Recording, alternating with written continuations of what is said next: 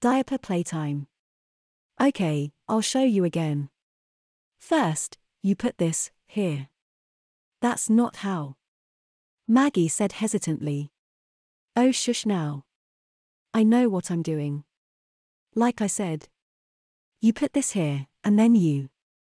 Maggie groaned with frustration. But Charlotte, why do I have to do this? Can't you just do it? Charlotte sighed. Maggie, you can't just expect someone else to do this for you. But it's hard, Maggie complained. Come on, you can do it, Charlotte said encouragingly. Yeah, but when am I ever going to need to know how to do differential calculus? Maggie put down her pencil and rested her head in her hands. Don't ask me. You just asked me to help you with this. Charlotte motioned to Maggie's homework spread out over the kitchen table. It's not my fault that those population growth graphs can be analyzed more easily than they showed you in class. Maggie took off the VR goggles.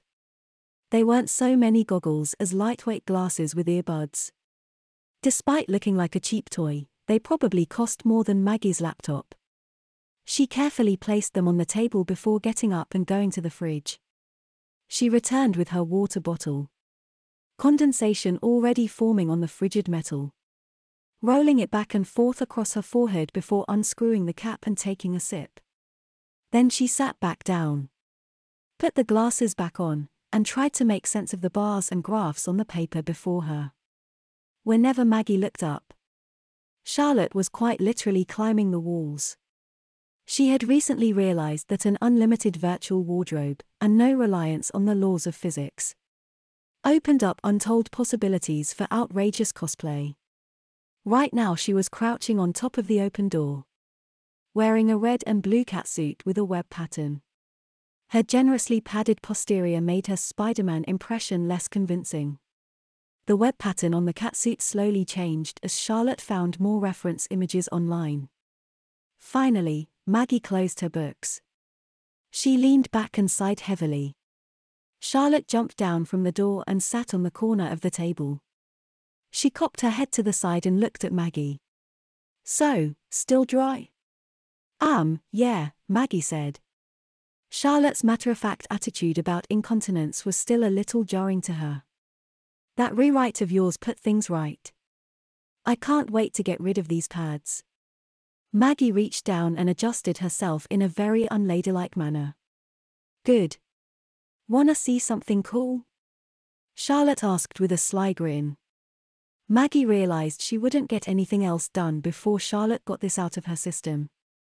What? She asked warily. Charlotte stood. Her catsuit slowly morphing into a reasonably accurate copy of the classic Wonder Woman outfit, complete with star-spangled plastic panties covering her diapers. Okay, Maggie said and smiled. That is pretty cute. Oh, that's not what I wanted to show you. This is just because I thought it'd be more appropriate. Charlotte threw her golden lasso around Maggie, tying her to the chair. Maggie tried to get out of the virtual rope, but found she was securely tied and couldn't move her arms. Charlotte quickly looped the rope a couple of times around the chair to immobilize Maggie's legs too. What? How? Maggie started. Charlotte sat on the edge of the table in front of Maggie.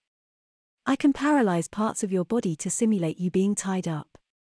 Among other things. Oh my. This is a whole new side of you, Charlotte, Maggie said. Naughty, naughty Charlotte. Shush. Charlotte placed a finger against Maggie's lips and Maggie felt her tongue and lips go numb. Maggie looked sternly. Or rather tried to look sternly at Charlotte. She found it was hard to seem bossy when she was helpless. Charlotte leaned closer and touched her index finger to Maggie's nose. "Bop," she said. Feeling returned to Maggie's face and the golden rope melted away, freeing her arms and legs. Maggie massaged her wrists.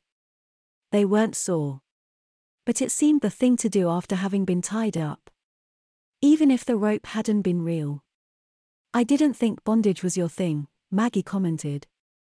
It's not, but judging from the contents of your phone, and your friend Anita's, I thought you might like it. You snooped through my phone. Only once. And only to get internet access. That's how I did it back when the internet here was shut off. Charlotte said defensively. I used the phones of the cleaning and maintenance people that came by every now and then. That's private. Maggie yelled, outraged. Charlotte shrank back. I'm sorry, she said, looking like she was about to cry. But I wanted to find out more about you. I had been waiting to find you again for 48 years. The guilt at having yelled at Charlotte, however justified, was like a kick in Maggie's gut. She sighed and ran her hand through her hair. Look, she said, phones are like diaries. No more snooping. Not my phone or anyone else's. Kay? Charlotte pouted a little. But it was obvious she knew she had crossed a line. I'm sorry, she repeated. I won't do it again. I promise. She looked so despondent that Maggie couldn't help herself. She rose and put her arms around Charlotte, stroking her back.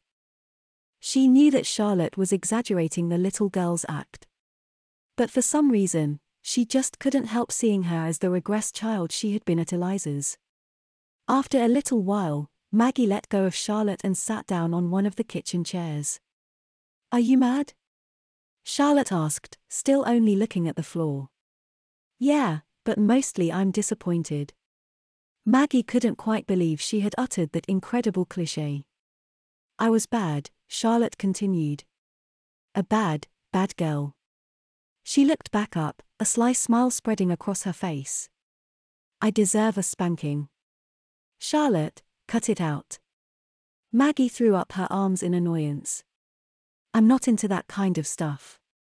Okay. Charlotte raised her hands defensively. 5 gigs of files would say otherwise, she said under her breath. Huh? Nothing, Charlotte said airily. Anyway, are you done with your homework? More or less. Why? I figured you earned yourself a treat after working so hard. What did you have in mind? I'll show you in a minute, but first. Charlotte pouted and did her little girl routine. Can you change me? Sure. Okay, see you downstairs. Charlotte beamed and disappeared in a shower of sparks reminiscent of the Star Trek transporter effect. Maggie went down to the empty white room below her basement that she thought of as Charlotte's room. Charlotte was already sitting on the tiled platform, dangling her legs off the edge. When she saw Maggie enter, she scooted back and lay down. There's something I've been meaning to ask you, Maggie said while she slid the blue and white Wonder Woman pants off Charlotte.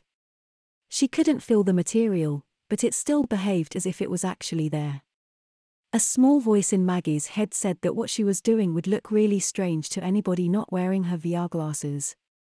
What's that? Charlotte lifted her hips to let Maggie pull her diaper out from under her. The diaper disappeared in a small puff of sparks when Maggie dropped it. Well, why don't you rewrite yourself so you don't need the diapers anymore? I don't know. Charlotte shrugged. Maybe it's because they've been a part of my life for so long. You have to remember I needed them for more than 40 years. Makes sense, I guess. But couldn't you just have the diapers change themselves instead of having me do it? Maggie took the washcloth from the bowl next to Charlotte and carefully cleaned her. But I like it when you change me, Charlotte said with a little duck-faced pout. She giggled as Maggie sprinkled baby powder on her and pulled a fresh diaper up her legs, taping it in place. It feels nice. Much better than when I do it myself. Charlotte slid closer to Maggie and wrapped her arms around her waist to give her a clumsy hug. But what about you? Charlotte asked, her voice muffled as her face was still pressed against Maggie's midriff. Why did you want to get rid of your diapers? I mean, you like to wear them, don't you? What? No. How? Charlotte let go of Maggie and slid away from her. She looked down, suddenly finding her own hands incredibly interesting. It was on your phone too, she said. Charlotte sounded like she was admitting to burning down orphanages for the insurance money. Maggie sighed heavily and sat down on the edge of the platform. I guess, she finally admitted.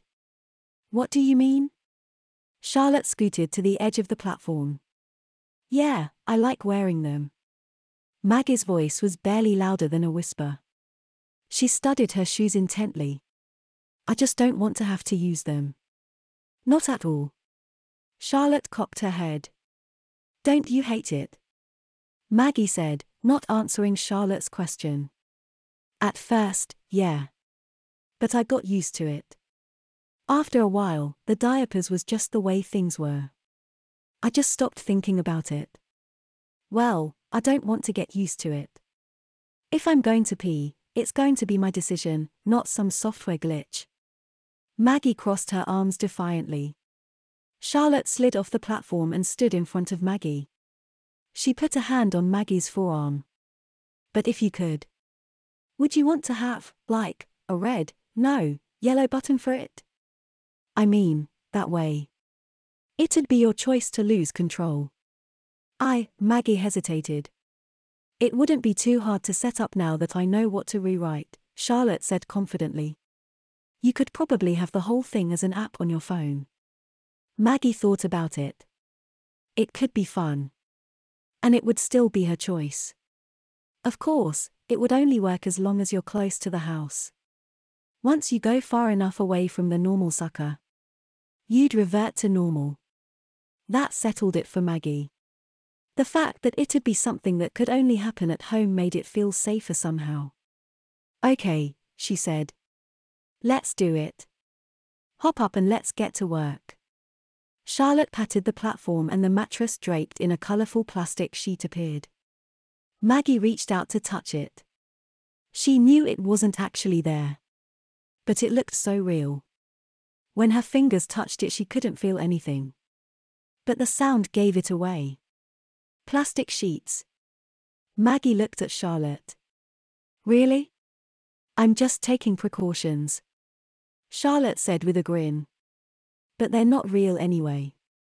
Oh, don't be such a spoilsport. Think of it as being an immersion thing. After all, they're real to me.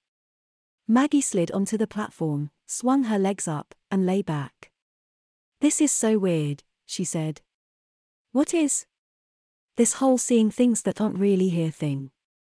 I keep catching myself walking around things I know aren't really there. It's like you avoid stepping on the lines if somebody's drawn hopscotch on the pavement. Even if you're just walking. Charlotte smiled. Imagine how I felt at first when I could sit on things that weren't really there.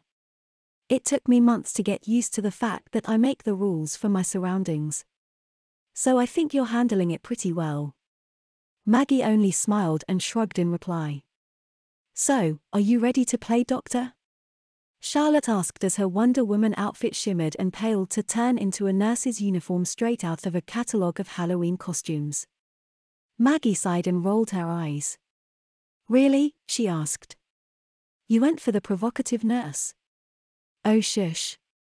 Who said I can't have fun while I work? Charlotte snapped her fingers.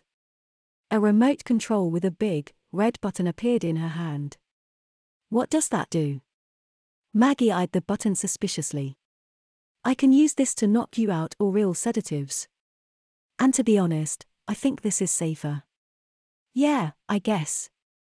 After all, it's not like I'm going to get addicted to this. Maggie pressed the button. Her finger sinking slightly into it before the sensors caught up with her movement. The remote promptly vanished. Oh, I'm not so sure about that, Charlotte said with a sly smile. She leaned closer, intentionally giving Maggie a good look at her cleavage that suddenly seemed more impressive than before. May I? She whispered. Charlotte, you know I don't think of you like that, right? Yeah. I know. But may I? Okay. But the clothes stay on. Deal? Relax, Charlotte said softly. I promised you a treat, didn't I? She leaned down and kissed Maggie's forehead. Waves of warmth flowed from the kiss, filling Maggie's mind in seconds. Maggie felt like she was drowning in an ocean of pleasure. Then, as quickly as it started, it was over and Maggie was left gasping for breath. "What?" she finally managed. Charlotte grinned. "In layman's terms, I gave your brain's pleasure center a little poke." Can't feel my feet," Maggie wheezed. "Don't worry about it." Charlotte sat down next to Maggie and slowly stroked her hair. "Night-night." Then everything faded to black. When Maggie slowly drifted back to consciousness, she awoke to find Charlotte sitting in a bean bag next to the platform. She was still wearing the skimpy nurse outfit. But the skirt had slid up so much that her diapers were clearly visible. When she saw that Maggie was awake, she rose in a way that suggested that gravity didn't quite apply to her and moved over to the platform. She placed a hand on Maggie's forehead. "What are you doing?" Maggie mumbled. "Oh, just checking to see if you have a fever. Kissing your boo-boos to make them better. You know, nurse stuff." "I'm fine." Maggie brushed Charlotte's hand aside and rolled over on her side to sit up. "So, did it work?" she asked. Charlotte shrugged. "I don't know." "Are you wet?" No." Maggie shook her head. She picked up her phone and saw a new app on the screen. It didn't have a name and the icon showed a picture of a cartoon-style, yellow remote control. She was about to press it when Charlotte cleared her throat. "Aren't you forgetting something?" she asked. I don't know." "Am I?" Maggie looked at Charlotte. Charlotte raised an eyebrow. "If you turn that on, don't you want to take a couple of precautions?" She patted her own voluminous diaper. "Oh," Maggie said. "Good point. These pads aren't built for this." A few minutes later and 2 floors up, Maggie rolled off her bed. She pulled her jeans up over the full-size diaper and, after struggling a little, managed to button them. "Not quite designed to handle that kind of extra padding, are they?" Maggie said from the doorway where she was peeking in. "You might have to invest in a couple of roomier ones if you plan on wearing diapers more often. Or maybe think to consider switching to skirts." "Yeah, I guess," Maggie admitted. "But let's see how this works first." She pulled out her phone and started the new app. The screen just showed a red button saying off. Maggie caught herself holding her breath as her thumb hovered over the button. Then, with a slow, deliberate exhale, she pressed it. The button on the screen changed from red to green. But other than that, nothing happened. "Are you sure this thing's working?" Maggie looked up at Charlotte.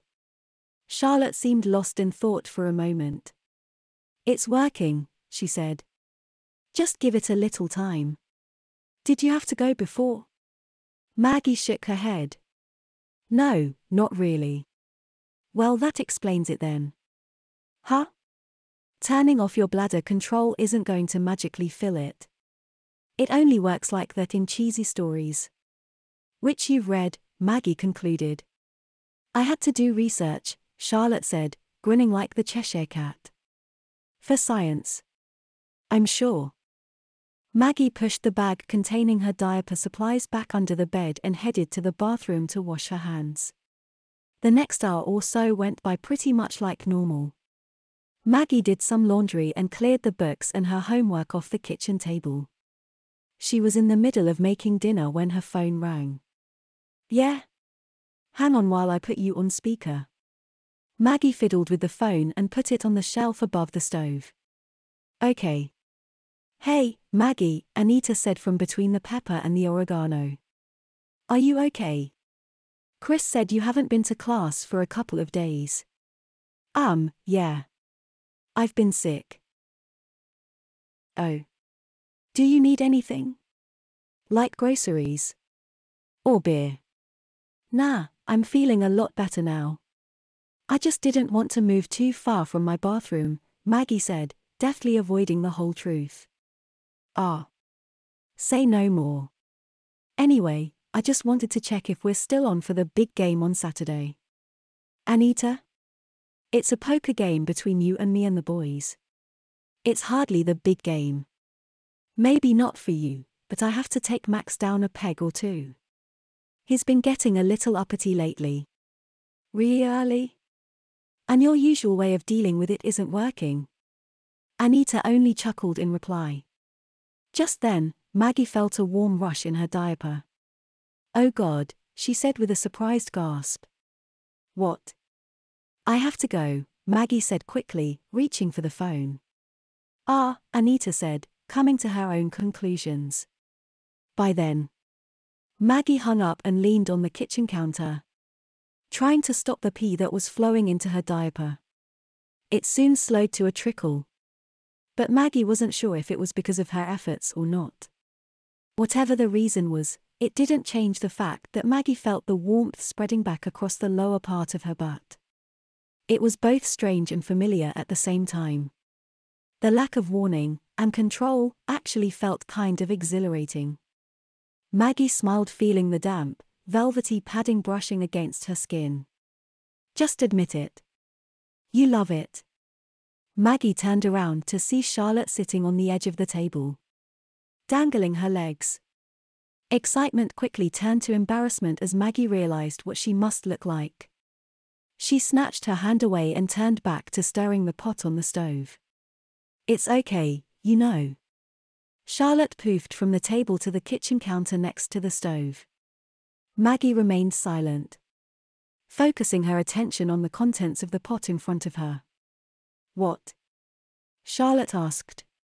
Would you have preferred if I went all bossy or mothery and threaten you with a sound spanking, because that's no way for a proper lady to behave? She said those last words with an exaggerated British accent. No. It's just that Maggie paused and then sighed. You can tell me. After all, Charlotte patted her big diaper, it's not like I'm in any position to be judgmental. I know. Maggie sighed again. It just feels good. Maggie helped. Yeah, but...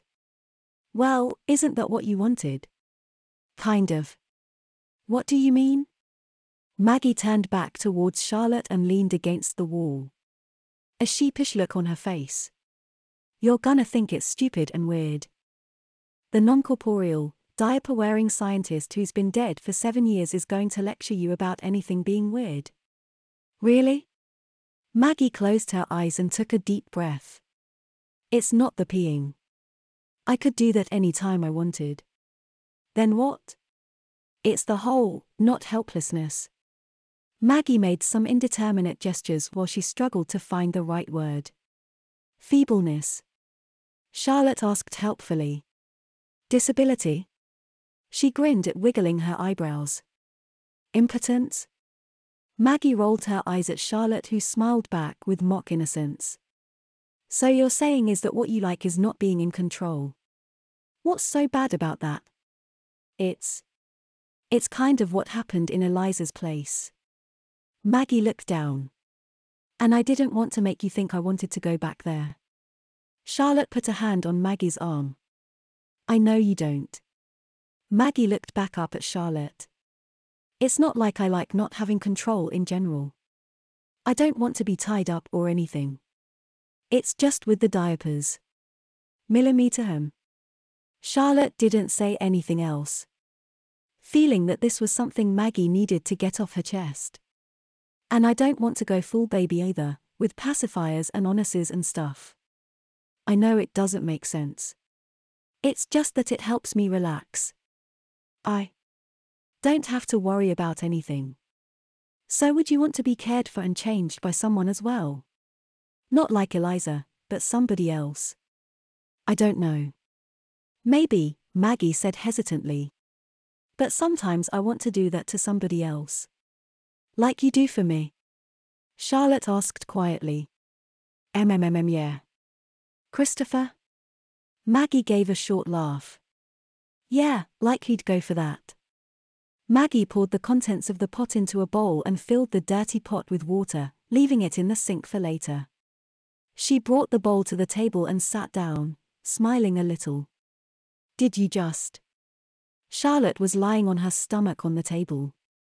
Yeah, Maggie admitted sheepishly. Just a little dribble though. Not like before. That's what you'll usually have. So you might as well get used to it. Charlotte scooted closer. So, do you still like it? Maggie blushed.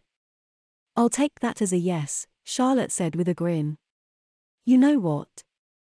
I'm going to go watch a movie or something, give you some quality alone time. She vanished in a sparkly cloud, leaving Maggie alone with her thoughts.